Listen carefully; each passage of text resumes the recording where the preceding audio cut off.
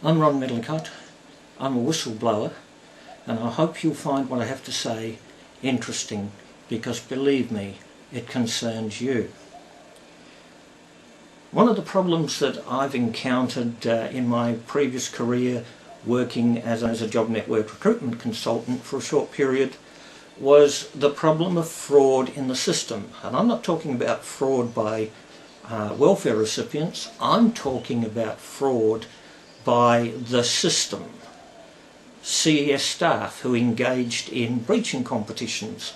The prize, a $60 bottle of booze, the Friday night happy hour.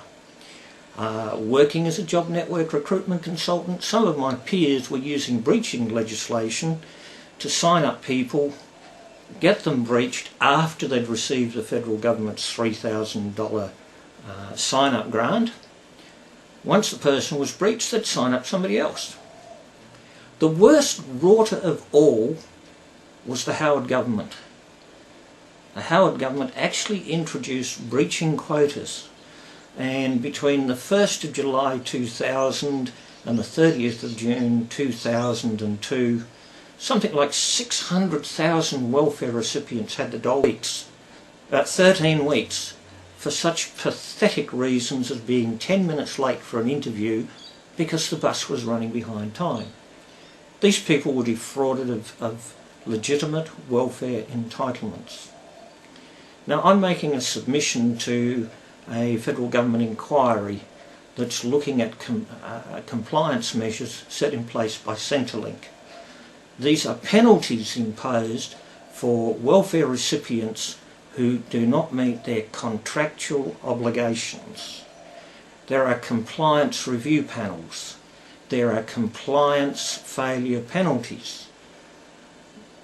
Professor Disney and his staff are looking at this particular set of measures that are currently in place to determine their suitability. In the last few months I have made a number of submissions. The one I want to focus on today is this one. It's called The Flip Side of Fraud, and in this video is a supplement to that document.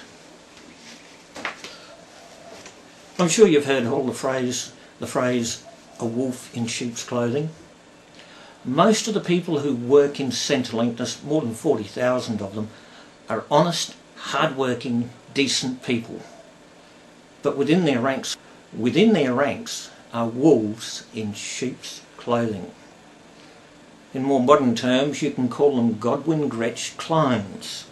These are people who've got their own agenda, and it's not an agenda that's good for welfare recipients. One of the problems with breaching legislation is that people died.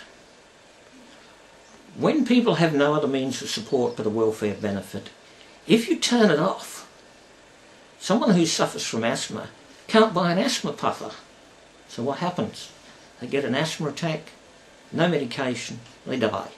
Natural causes. The same thing with people who have hypertension problems. When you get breached, that's really stressful. Stressful enough to trigger a fatal heart attack or a fatal stroke. Death by natural causes. A lot of job seekers get very stressed out because they really want a job, and they become highly frustrated when they can't get a job. Suddenly, for some trivial reason totally beyond their control, the dole is turned off for 13 weeks. They can't cope. They commit suicide. These were put down in the computer as a post-breaching terminal outcome. It's a statistic that's never been reported. I have here a whole pile of letters nicely encased in plastic to be preserved for posterity, and it's worth reading them and showing them to you. The first one comes from the Legal and Constitutional Affairs Committee. You won't find a date on it. They're in such a big hurry to get it out that they forgot to date it. Let me read a couple of things from it. The committee accepted your submission as submission 287 and has resolved to treat it as confidential. Now, check out submission 287 to the website. at the Senate's committee's postings of all those submissions. Mine's not yet available. It could have been classed as confidential and listed as such, but it's classed as not yet available. Breaching triggered deaths are a state secret.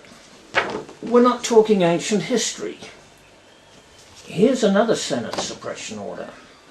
This one is dated the 1st of March 2010. We all know Senator Bob Brown. Let me read from this letter. It's dated the 15th of September 2006. I'll read the last line. As you have indicated, breaching can lead people to such despair that they take their own lives. Bob Brown's quite correct. The question is, how many? Not reported. Centrelink.